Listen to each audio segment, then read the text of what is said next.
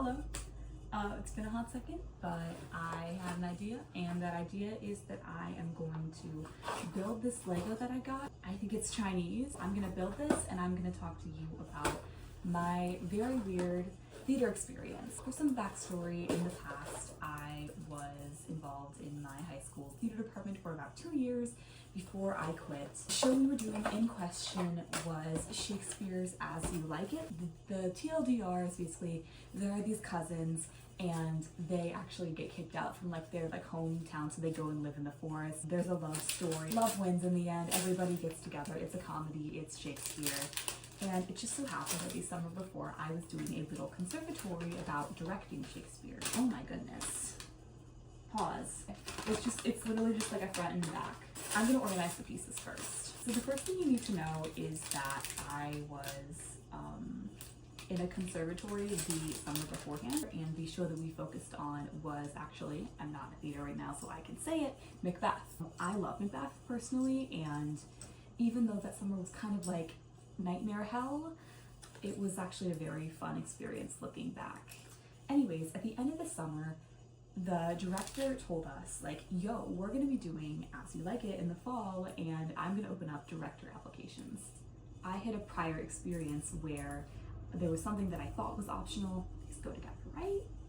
Yeah. There was an experience in my previous year where I basically thought something was optional. It very much was not, and I was the only one in the cast that did not do it.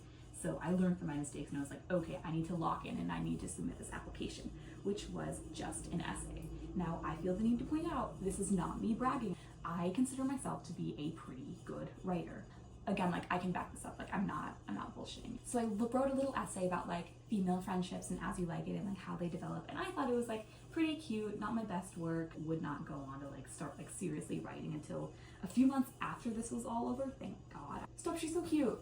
Look at her. So I did that, and I thought nothing of it, and I went about my business and did the audition as normal in the fall. I barely remember the audition experience, but I do remember seeing a photo of the cast list and seeing my name next to this guy, and his name is Sir Oliver Martext.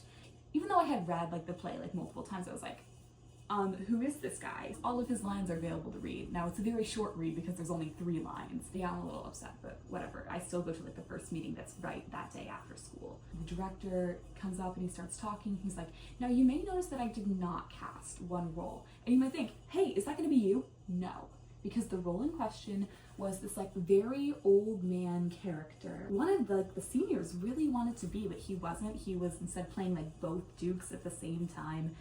I don't know, it was weird casting all around. Who was gonna play this old guy? Now was an amazing time to mention that the director in question was 60 something, retired, very old guy. So he was like, guys, I'm gonna be playing him. I think that I am the only actor that would be able to portray a mature, old man. What? Why are you as a grown man casting yourself in a high school Shakespeare production? That is kind of crazy to me. I can't remember if he announced directors on the sheet, because the way he presented it to us made it clear that there would be a few directors and they would each be focusing on a specific plot line. So the plot line I was trying to get, probably something directing the 2 female leads, which was, I think, Rosalind and Celia were their names. He might have assigned plot lines the first meeting, but he's like, well, there's actually one essay that was I thought was so amazing. Not paying attention, staring at the ground, trying not to cry, because I was I have 3 lines, and all the other kids might have more lines than me, which, yes, that's true. It was blatant favoritism going on in that program, and it was not towards me, which I would later find out in the future that year. And he's like, well, actually, I think one person is going to assistant direct and dramaturg, finding historical context for the show. Now you may say, wait, historical context like Shakespeare time? No, the director wanted to stage it during the Vietnam War for some reason. I need to clarify, I don't hate the director. I think he's very wasted on high school, because if this man had the production budget and the actors that weren't him, he would be winning Tonys left and right. I am firmly convinced he is just a little bit of an eccentric genius. So much of an eccentric genius in the fact that he was hey, who's gonna do it? Who's gonna direct and dramaturge the entire show? I was freshly 15. People were applauding. I'm just staring down my shoes. I'm like, what the hell? If we flash forward to rehearsal, we didn't start out by like blocking the show. We started out by reading it, which is pretty common, but it couldn't be like a normal read through, God forbid.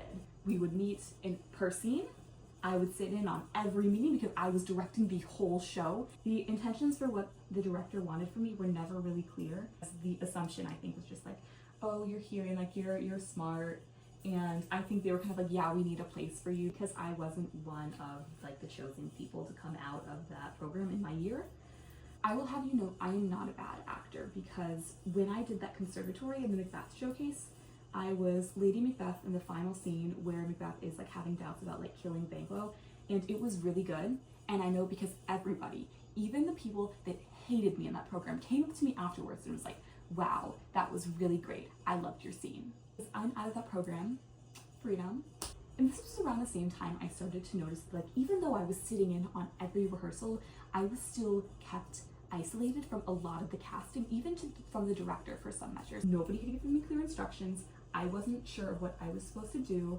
People always had to be like working, or they were like sitting and they did not want to talk to me because I was always supposed to be working. But how am I supposed to be working if I didn't know what to do?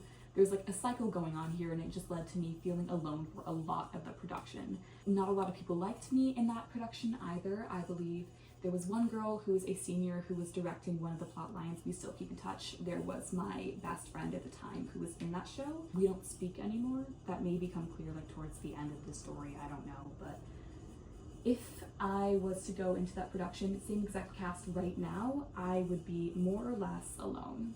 And that was kind of the case for when I was doing it at that time too. Anyways, moving on from the read-throughs, I was also in my dramaturgy duties. Again, nobody really gave me directions for, except for one thing, and that was you need to create like an idea board for like costumes. So I was like, okay, Google Slides, Google Images on my like school restricted computer where I can't access half the things.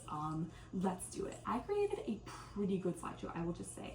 Again, the director told me that he wanted everything to be very like Vietnam War, like protest era inspired, in the sense that like the town that Celia and Rosalind were exiled from was supposed to be like McCarthyist, and the like group in the forest was supposed to be more like hippie inspired. It was a really cool show, but my experience was just so hilarious. I think it's insane. We also had a bunch of props going on, and I became like decent friends with some of the people working on props, but not enough to where I still talk to them today, unfortunately. Well, it was really interesting because we were working with like paper mache and like the huge props warehouse that we had. So for some reason, the director really insisted on getting these like little deer to go around and just frolic in the woods while the people were there. But the obvious question comes about, we're high schoolers, how can we get deer? Well, the answer is, of course, to make paper mache deer heads and have the members of the main cast on their off nights just puppeteer the deer heads around. I see the vision. There was also this, there's a shepherd character, and the shepherd has to drag around sheep, obviously, but we don't have sheep. Again, we're high schoolers. So the solution, and I actually think this is kind of hilarious, was to get like little wagons, like little like radio flyer wagons, and like attach wooden sheep heads to the wagons, and then that was the solution. And they would always get caught backstage, but it was still hilarious. It was still really good. And that was the one scene I was in, of course, so I had to like make sure to not trip over the sheep. Really fun stuff. During this program, I also happened to get the worst sore throat of my life.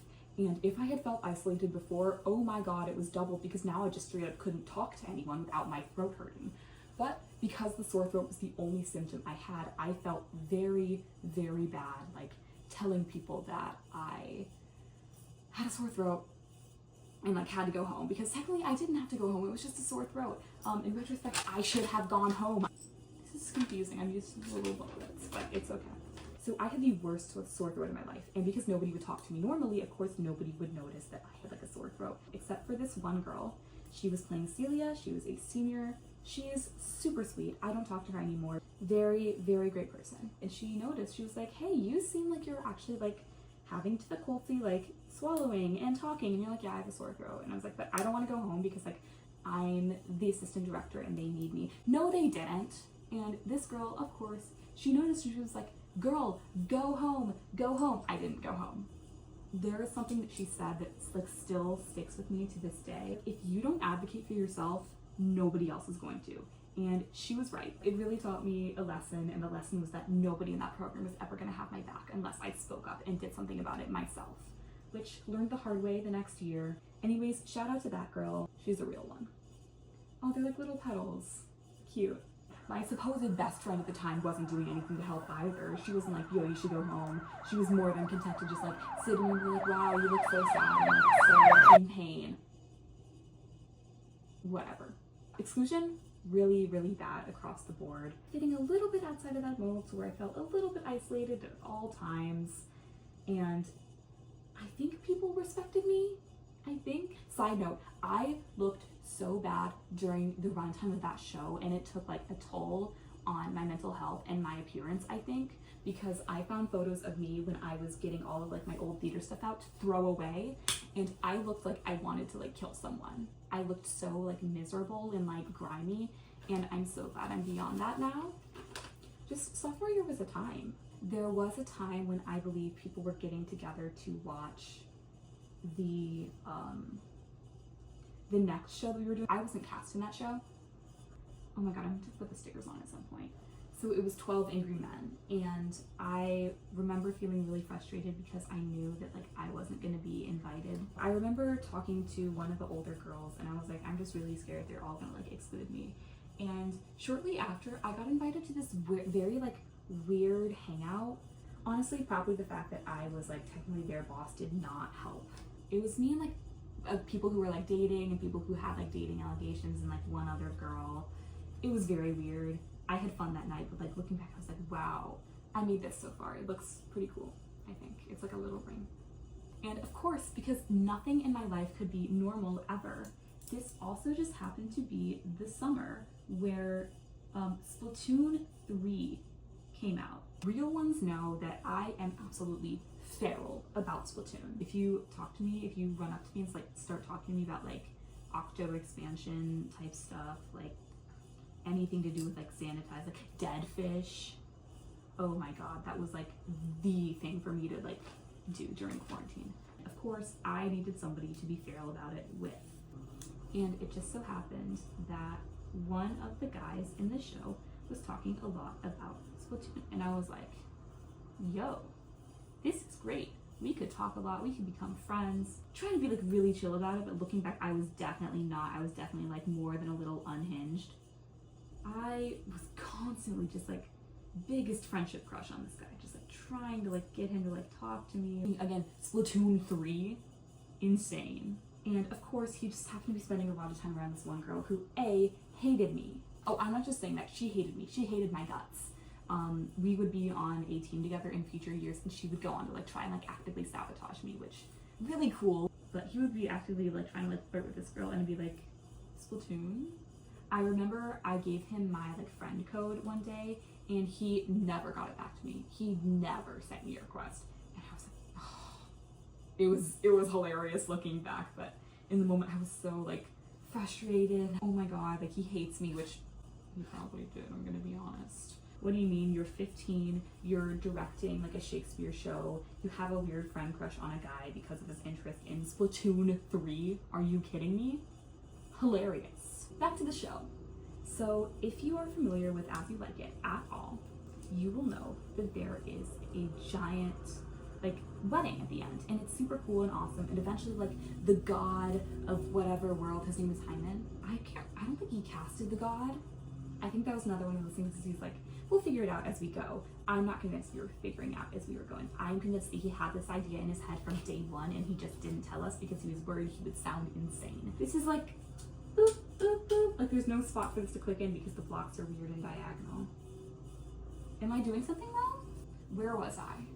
Yes, so in our prop shop, we have a giant thing that you would think is a robot. And this robot was made for actually a production of The Wizard of Oz that we did about 10 years prior. It's supposed to be like the Wizard of Oz, like the robot that he has. And the thing is that we were told, I was told as a wee little freshman, you cannot go near that thing because it was custom made for this guy, and basically if anyone else wears it, then they'll like die. They'll be like spring locked. I was very shocked when all of a sudden it's like, okay guys, let's use this giant robot puppet, originally used for the Wizard of Oz, that's only supposed to fit one person, and if you touch it, you will die.